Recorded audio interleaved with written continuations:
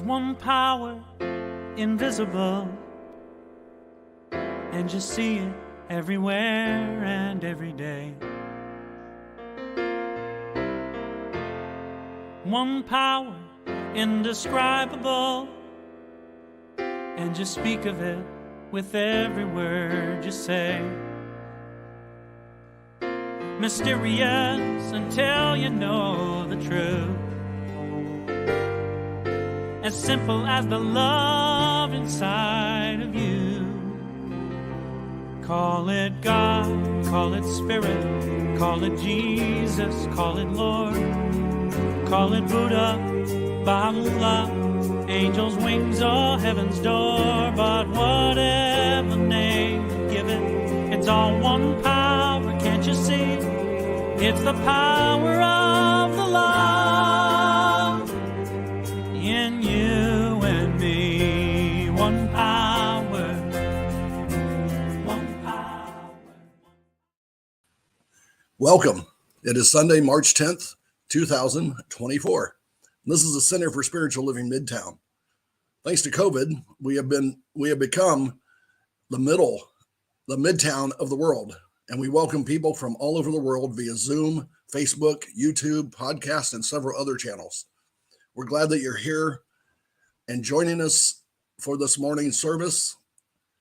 And also for those of you that are catching up online, we welcome you. We would like to ask you a favor, either now or right after the service. Please share this recording with everyone in your online community. Our team has enlisted some of the best speakers in the science of mind and New Thought community, and we want as many people as possible to hear it. So please join me as we come together.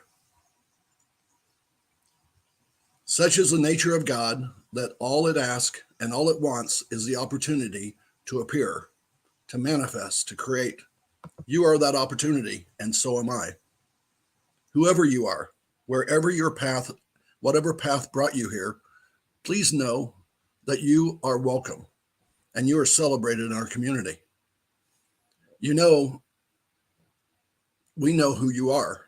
You're an individual expression of God. You are a unique manifestation of the divine intelligence. We are God's opportunity to create and be something unique and wonderful. Whatever state or country you're watching us from, whatever ethnicity, what other background, religious affiliation, whatever you know yourself or describe yourself to be, your pronouns or your gender identity, you are welcome here at the center. We are certainly glad you are here. Whether you're here in Atlanta joining us from another city, state, or even country, you're invited to join us and welcome. Become part of this community. It has been created to serve you. The Center for Spiritual Living is a strong, open, globally connected community. We are centered on the clarity of principle. Through teaching, service, and practice, we create a safe and respectful environment that supports healthy spiritual growth for everyone.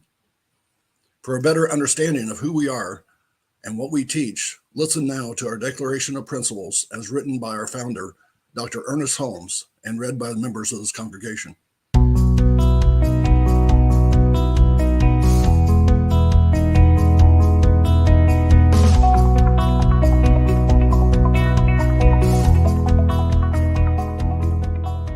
I believe in one God, one absolute power and first cause to all things. I believe that this power is perfect love and creates out of a desire to express love. I believe all thought is creative, and how I choose to think creates my personal experience. I believe in the unity of all life and the immortality of the individual soul, forever unfolding. I believe in the eternal goodness, the eternal goodness of God, the eternal loving kindness, and the eternal givingness of God to all. And so it is. And so it is. And so it is.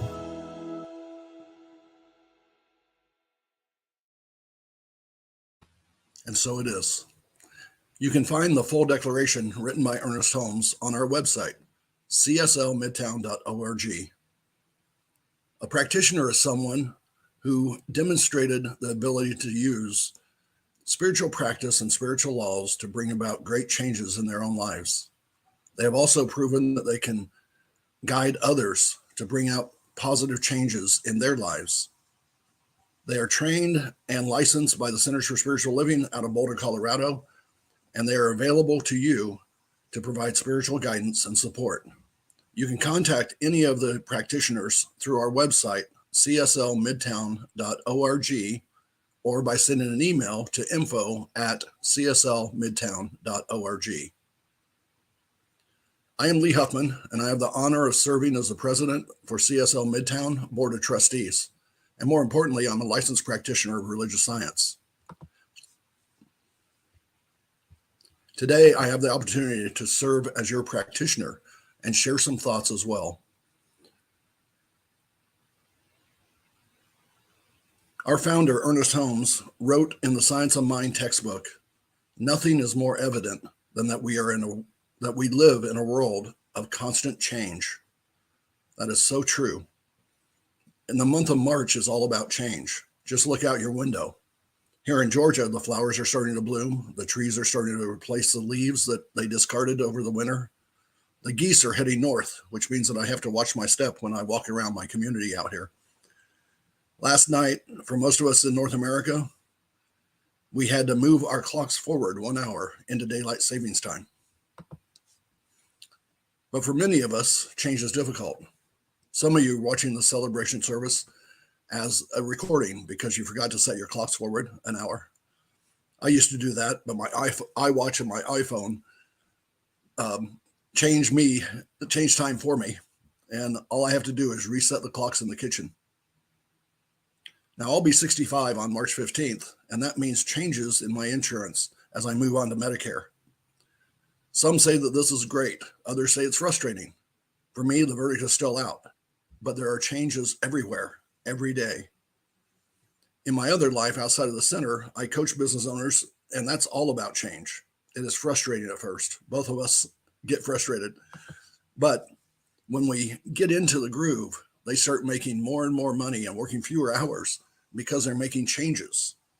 I'm a catalyst for change, and most of the members of our community are changing rapidly and getting better every day.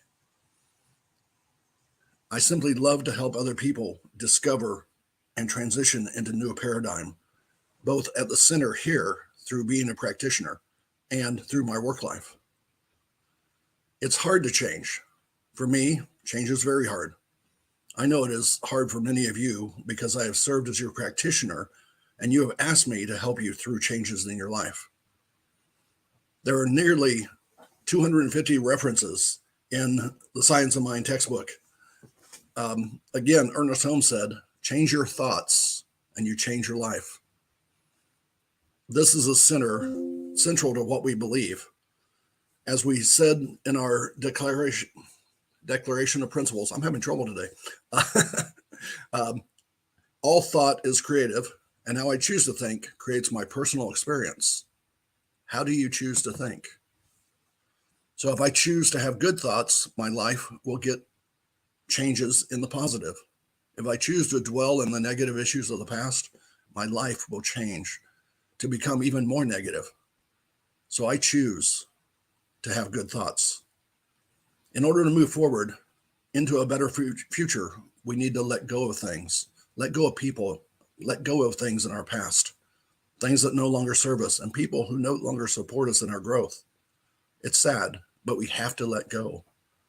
Ernest Holmes warns us, never limit your view of life by any past experience. And it is so true. It is time to change. And that is what spiritual mind treatment is all about. We treat, as we talk about it, our minds to help us change our thoughts. We change our thoughts into new thoughts. We change everything through our thinking.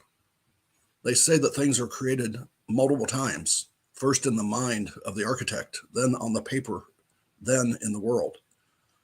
So in the mind of your architect, what are you changing?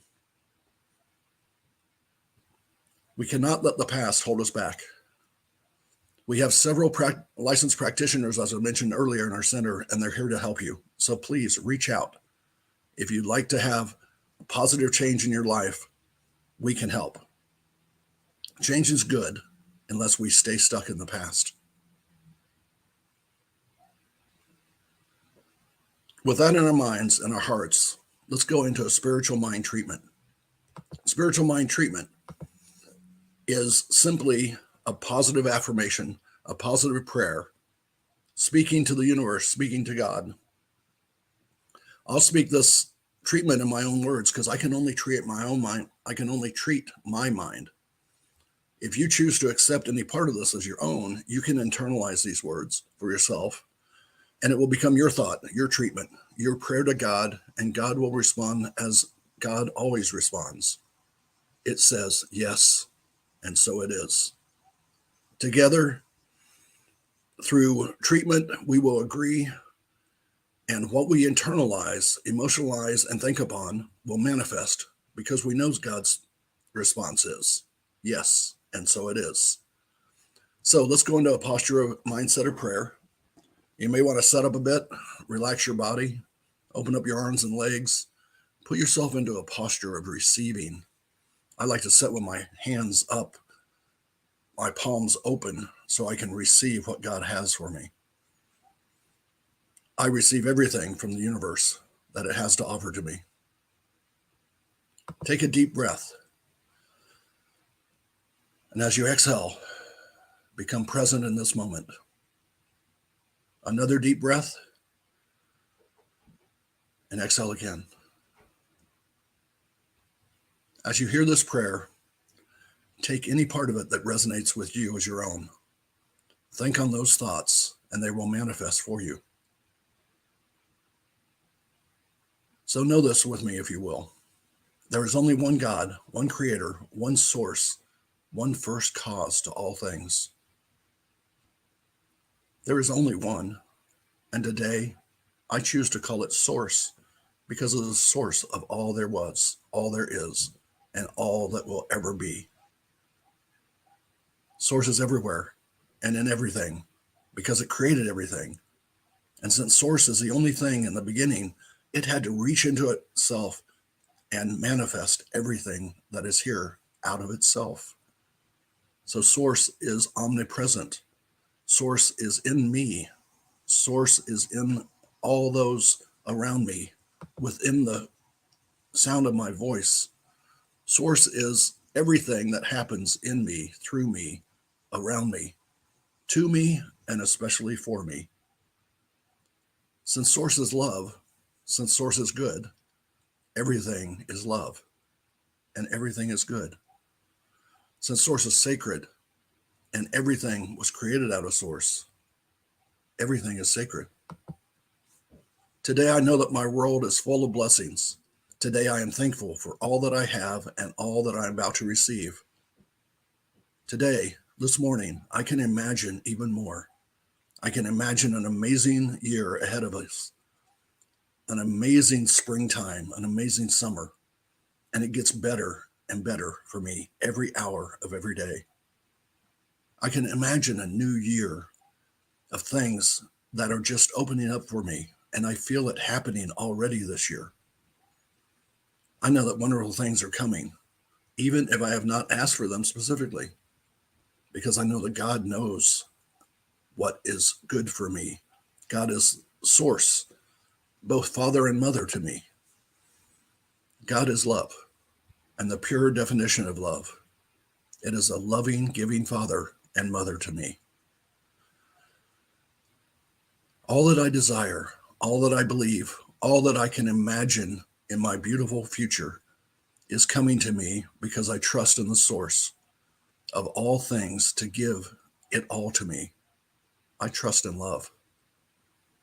Starting this very moment, I am blessed with amazing love in the form of good health, peace of mind, confidence, security, amazing and loving relationships, prosperity and abundance, a healthy mind, and wonderful things, and many, many blessings, which are the gifts of God, the gifts of love. I see this clearly in my mind. and it is manifesting as I repeat these words in my mind and my heart daily. I know that nothing can get in the way of the blessings that I desire, because being created out of Source, I am an extension of Source. Nothing can get in my way, not even my fear or reluctance towards change. Nothing limits me, not even my past, nor my present situation. I block out all negative thoughts that come into my mind. I move them aside and they return to me. I just push them away so that they cannot get into the depths of my mind. They cannot cause confusion, because Source knows what it has to offer me, and that is everything I desire. Change is part of nature, and change means growth to me. So I embrace change, and change embraces me. I do not say, we have always done things this way or that way. Instead, I say, this is a new and better way. Thinking this way ensures that good and positive thoughts grow in my mind, and my life continues to get better and better every moment of every day. I am an important part of the universe. I am an important part of Source. I know that it is time for change, and I will see positive changes in my health, in my personal and financial abundance, in my security, in my clarity and support, because the gifts of the Spirit are mine. I don't even need to ask aloud for these things, because Source knows my thoughts and has been preparing the way for my heart and for my needs to be met long before I even thought them. I rejoice in the blessings that I have, as well as those that I know are coming to me as I embrace change, and I am truly loved. I am truly blessed. I am completely focused on the blessings in my life, knowing that my focused thought will bring even more positive change to the world. I'm at peace with the universe because I know that the universe is unfolding in a positive way for me. Change does not happen to me, it happens for me, and all is well. Now, I release these words to Source and put them out into the universe, knowing that my thoughts are creative. They will create a positive personal experience through changes that come to me. And together we say, and so it is. Thank you. The next song is absolutely amazing. I hope you will enjoy it as much as I do. It is When You Believe by Eddie Watkins Jr. Let's listen.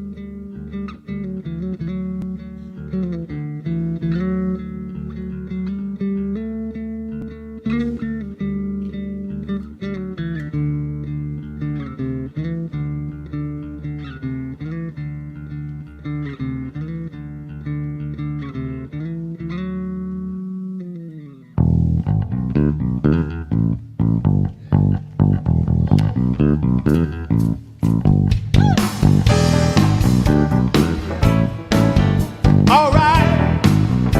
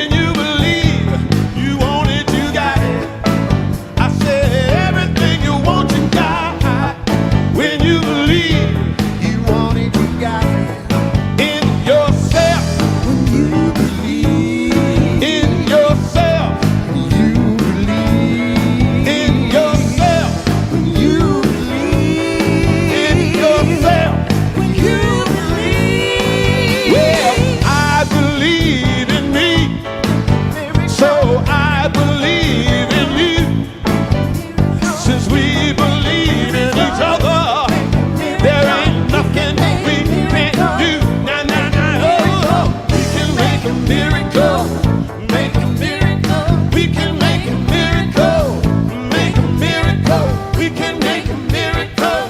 Make a miracle. We can make a miracle. Make a miracle. We can make a miracle. Make a miracle. We can make a miracle. Make a miracle. Thank you.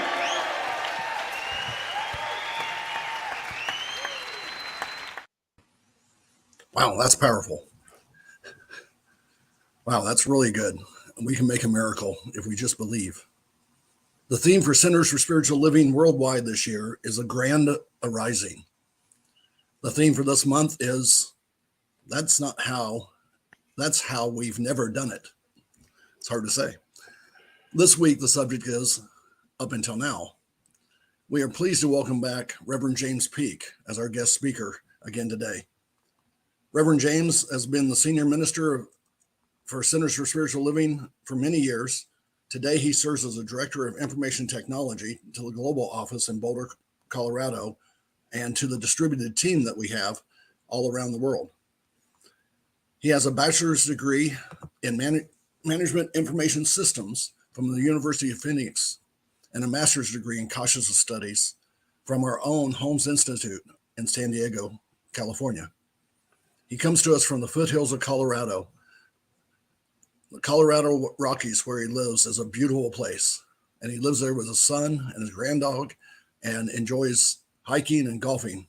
It is my pleasure to welcome back James Peake. Good morning, Midtown. How are you? It's a joy and an honor, truly a blessing to be with you this morning. I've been looking forward to this for a few weeks now. And as Lee mentioned, the subject for the month, although it's not the easiest thing in the world to say, is that's how we've never done it. And my talk this morning is up until now. And really what we're going to look at is, can we be free from the past? And if so, what comes next? So we're going to explore freedom and how that can lead to a new day, maybe a new way of being in the world. And what I would like to lay as the foundation for this morning is what I like to call the promise of science of mind. Now, we have a lot of great principles that we follow. And of course, principles are not just part of science of mind. Principles, spiritual principles, are universal. They're true in regardless of any faith or any belief system. But the promise of science of mind, the foundation to this teaching, which I think is so powerful, is the idea that principle is not bound by precedent. Now, that's a very maybe older way of saying that the past has no control over the present and what's yet to be. That there are principles at play, such as oneness, such as the creative process, such as the unconditional love is the essence of life itself, that is always available to us. So when we're looking at freedom and our ability to free ourselves from the past, I believe it's tied directly to the evolution of our consciousness. Depending on where our consciousness is at, we're going to have a different relationship with freedom, or a different relationship with the past. So it's going to look different and mean different things depending on where our consciousness is at. And there's basically three overarching states when it comes to consciousness. There's the sleeping state, where I'm totally asleep to the idea that there is even oneness in the world, that I'm a spiritual being, any of that. We're just asleep to that. The next state of evolution, if you will, is awakening to the idea of being a divine self, that I am a divine individual and that I can utilize principles to change my life. And the third is living as the one.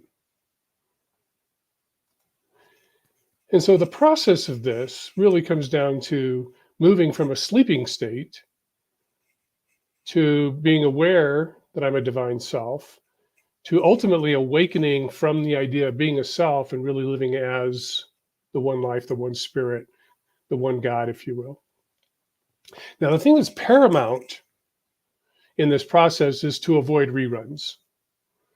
Now, maybe you're not as old as I am, and you don't remember those days when there were 3 broadcast channels on TV, and they would run the shows. They would come out in the fall, all the new shows, the new episodes, and it would be great for a while. But then they didn't have enough episodes to take you all the way through the year, and so they would do reruns.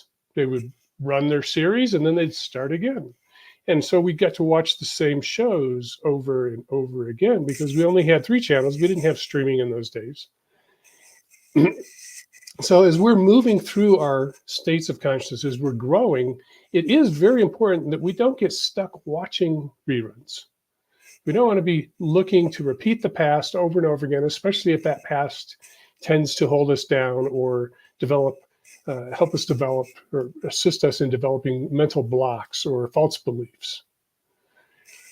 So what does being free look like from the sleeping perspective? Again, I'm asleep to who and what I really am. In this state, our unconscious mind is driving the bus, if you will, the bus of life. Where we're going, what we're choosing to do is so often not a conscious thought. We're not aware of our thoughts. We're just kind of on autopilot. And a lot of times the pilot is not driving the bus real well. We can feel powerless. We can feel like life happens to us. Things are always happening to me in my life and I can't change anything. This, of course, leads to a lot of fear and anxiety and a lot of chatter in my mind. I can't quiet my mind. There's always so much going on. It just feels like there's so much to manage in life. Often in this state, we have a lot of false beliefs, such as I'm not worthy, I'm not smart enough, I'm not fill in the blank enough. And our ability to let go and to just be present and allow things to calm down is really rather minimal because we're really just trying to survive. And conditioning is a prime influence. Our previous conditioning in life, what people told us, what we learned, what we came to believe, is typically what's influencing our life. And it's often on a rerun loop. So again, we're stuck in that rerun mode. We're just watching the same negative, sad, unempowered story over and over again. But the next state is we start to wake up to the idea that we are a divine self. Now, the first thing is we've got to be willing to change the channel. If we're not going to change the channel and get away from the reruns, it's really hard to move into this new state of consciousness. We really need to let the old stories go. Any story that we're not good enough, not smart enough, that everything must happen right now, that everything is so serious. I like to say spiritual growth and our spiritual path is important, but it doesn't need to be serious. We don't need to take it so serious that we actually put a stranglehold on our new awarenesses and our ability to be open to new things. So in this state of waking up to the idea that we're a divine self, we find new teachings often, science of mind, new thought in general, or maybe we tuned into an Oprah show, or we read a book by Deepak Chopra or Wayne Dyer's. But we start to become aware of new ideas, that there's new shows, there's new channels we can explore. Often we start to notice coincidences in life, and what I like to call the divine demonstrations, which if you've taken foundations class, if you've been in this teaching a while, often in foundations class, a lot of students just start manifesting, start creating all this change in their life because they've really tapped into their spiritual power, often for the first time in their life, at least from an awareness standpoint. Of course, the creative principle is always at play, which is why when we're in that sleeping state, we get to stay asleep for even longer. But we start to have these coincidences, these divine demonstrations, and we start to feel creative. So we're no longer feeling powerless, like life is happening to us, but we're aware there's a law, there's a principle at play, and I can partake in that principle. I can use spiritual mind treatment. I can manifest change in my life. And as we start to have these new and different experiences, we start to have a new normal. Now, from this perspective, I think there's 2 ongoing keys, if you will, to being free and continuing to live that life where we're free of the past. So we're not trapped by the circumstances that have occurred in the past. And they are to be aware and to be open. We want to be aware of our thoughts and beliefs. If we're not aware of what we're thinking, and also the feelings that leads to, or what was the feeling behind the thought, then we're going to slip back into being asleep and letting our unconscious mind drive the bus. Because it will continue to drive the bus until it doesn't. So we're waking up to our thoughts. We're waking up to being more aware. And the other thing that can be paramount here is to recognize if you're caught in a rerun. Am I watching an old show again? Have I bought into an old story? And it can be very surprising, especially if we've been growing spiritually, been on the path for a while. And then all of a sudden one day we're like, what? I thought I was done with that. It's okay. You've noticed it. It's okay if we go home for Thanksgiving and suddenly we act like we're 12 again. Sometimes it happens. The energy, the old stories, they come up. But the beauty of being awake to this in this state of not being asleep, being awake to our divine self, is that we can recognize it and we don't need to react from it. We can stay grounded in principle, grounded in the truth of who and what we are. The other piece of this, beyond being aware, is to be open. I think one of the most powerful things we can do in life is simply to be open to accepting love and grace, to being kind.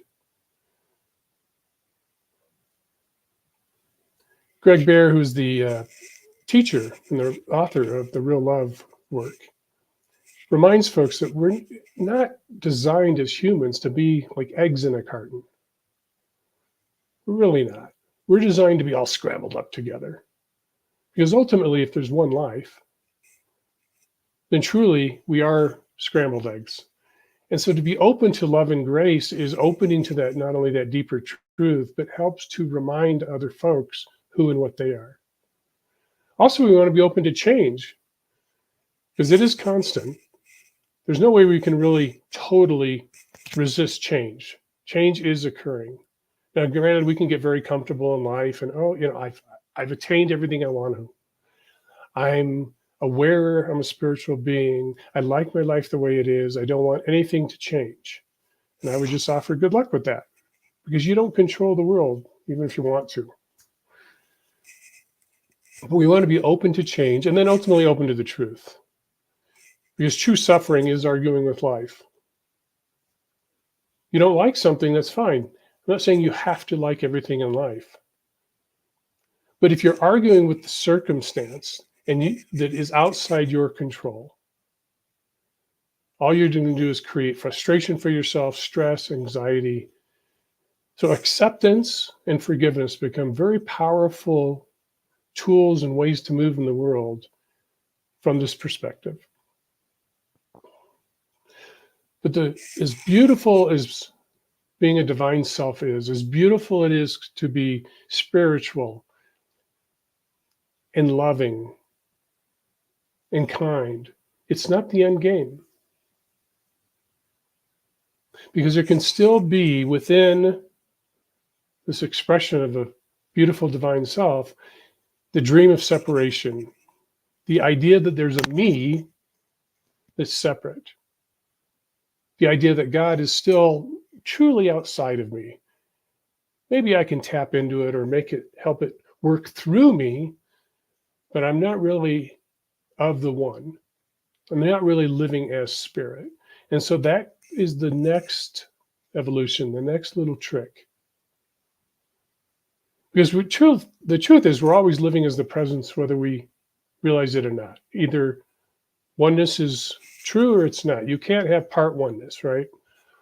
So if there truly is one life, and everything, including these amazing things known as human beings, are an expression of that one life, that one creative process, then we're always the presence. We're not always awake to it or aware of it, but we're always the presence. This is the idea of no self. It's a teaching that is found often in Buddhism. It has made its way into the Western world. But it's the idea that even though there's something here, it's really just spirit expressing. So there is still a body. I still have a body. I have a body. There's still a personality. I make really bad puns, as people that are close to me know. There are ears that hear. There are eyes that still watch TV, hopefully not too many reruns, but these days you can stream your favorite show. But we're still human. It's just the idea of what it means to be human has shifted. I'm not identifying as a person any longer, which can sound a little strange. But if we allow ourselves to go quiet and really allow the mind to be still, fall into that deep, beautiful, aware silence that we so often do in meditation. Open our heart knows that we are just this living, eternal, spiritual heart. And as we are living as that, we have this natural compassion that comes forward. And so this is the next movement in consciousness, is from this idea of a divine self to no self.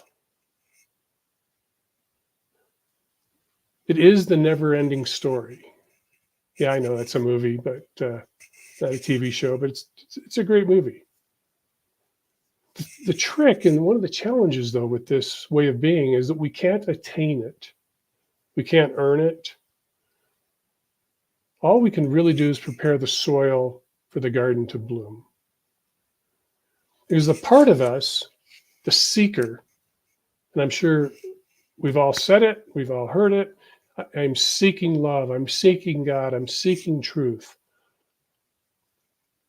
But the challenge with that is that the seeker is coming from a place of egoic thinking, the ego mind, a belief in separation. Because if there's a me here seeking out there something, I'm seeking unconditional love. When in reality, as of this one life, as this expression, we all are that love that we seek. So we can't attain it. There's nothing we can do to earn it. But we can prepare the soil. We can set things up in life to allow for this natural, because it's a very natural, simple thing to begin to move and grow into this idea of no self, where not only we are leaving the old stories behind, but we're leaving behind the need to be right, the need to be concerned with what I want, as opposed to allowing life spirit to express as who we are, knowing that in the moment, everything that is required will appear. So how do we prepare this soil? How can we transition? If we woke it up, we lived as a divine self for a while. I'm a really good person. I'm loving, da-da-da. How do we begin to prepare the soil to move into a deeper truth? First and foremost is to be still and notice your I thoughts. Now, being still can be meditation, but it can also be just simply allowing all the stimulus to be turned off. We leave the TV off. Reruns or not, we're going to leave the TV off. Even leave music off. No reading, no social media. And just allow the stillness and the quiet and the peace that is inherent in life, that is the essence, to begin to envelop us, to begin to become more of the norm. And notice the I thoughts. I like this. I don't like that. I want this. I want that. That's all coming from a separate idea of who and what we are. Because in this deeper walk, in this expression of life as a human, we move away from the I thoughts. And there's just a subtle energy. There's a movement. There's a love. There's a compassion. It's all there. There's creativity. There's manifestation. But it's at a grander, deeper way. It's life just moving us.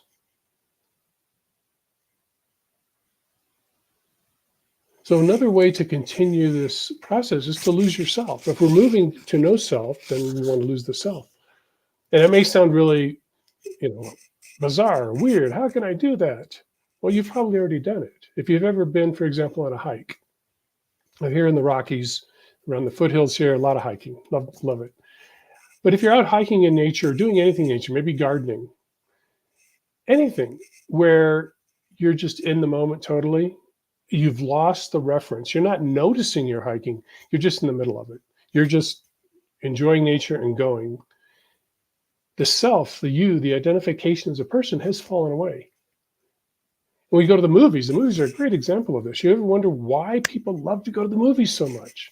It's because when you're in the movie and you're totally entranced with the movie, the ego part of the mind is not awake. It's fallen away. You're not sitting there thinking, oh, I'm really enjoying this movie. No, you're in the movie. You are focused on it. And so it's another example of how where the self has fallen away. Any creative activity, painting, or playing with kids, children have this amazing way of being in the world. They haven't gotten to the point where they think life is serious yet, where they take themselves too serious. It's really about being in the present, playing, enjoying life. And lastly, we have to give up the idea that there's a reward, which can be really hard if, depending on the religious background we have, the faith tradition that we may have grown up in, because a lot of the faith traditions, there's a reward. It's called heaven. And if you do things right, which sometimes can be a little tricky because the rules change, but if we do things right, we can end up in heaven. Talk about a reward, but we have to give up that reward. All the reward is trying to entice the ego, entice the separate self. So we give up the idea of reward. We want to live in truth for the simple reason of living in truth. Truth for truth's sake. We're just living life, as love, and as grace. So I invite you this week to trust in this thing called life and wake up to a new day in all its aspects. Namaste. And I invite you now to join me in prayer. If you're comfortable doing so, you may wish to close your eyes. And what I'm present to is the peace and the love, the tranquility that is the essence of life. And yet, in this peace and love and tranquility, there's a creative power and a presence that we call eternal. It has always been, it always will be. Everything that we can see, know, hear, touch is all life. It is all created of the one. And yet, somehow, this one, this God, does not diminish itself by its creations, but expansion is continual. And as there is this one life, it's the logical conclusion of our minds. It's the knowingness in our heart. It's the call of the soul that we are of this one life. Whatever words we may use to describe it must be part of who and what we are. The reason we can recognize that a rose is beautiful is because we know inherently what beauty is. We are it. And I know that as we carry that beautiful idea of who and what each and every one is, which is a beacon of the light and the love and the compassion and the grace out into the world, that we naturally attract to us those experiences that best serve us, while at the same time reminding others of who and what they are. But it is a brotherhood, it is a sisterhood of spiritual expressions, spiritual beings, far beyond the idea of just being separate. We are truly one life expressing as itself in its uniqueness. For oneness does not mean sameness, but it is the grand expression of life in oh so many ways.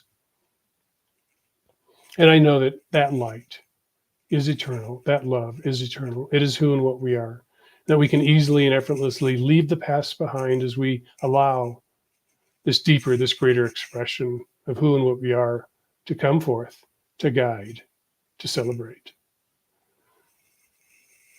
With gratitude in my heart, I simply give thanks for the way life works, for the law that is always saying yes, for the opportunity to be here this morning to share these ideas, these thoughts.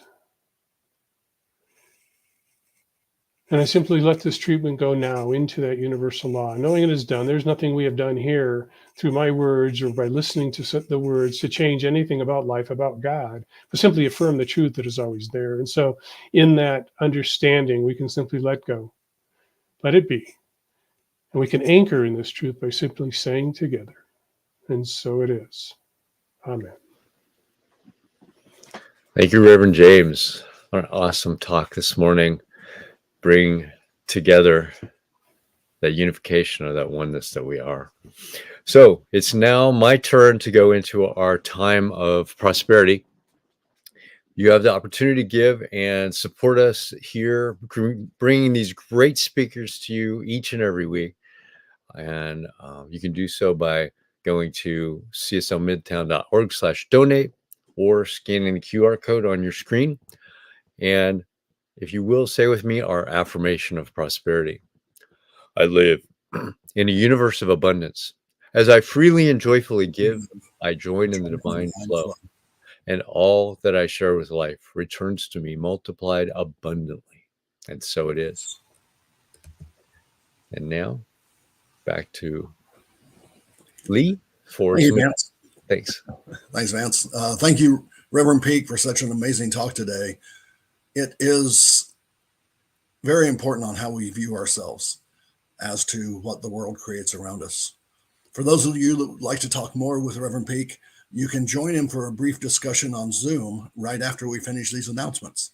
And I'll tell you how when I finish the announcements. So let's get into that. Last week, we had a great community meeting where we reviewed the activities and finances for 2023, and we delivered the plans that the board has put together for 2024 with a little glimpse into 2025.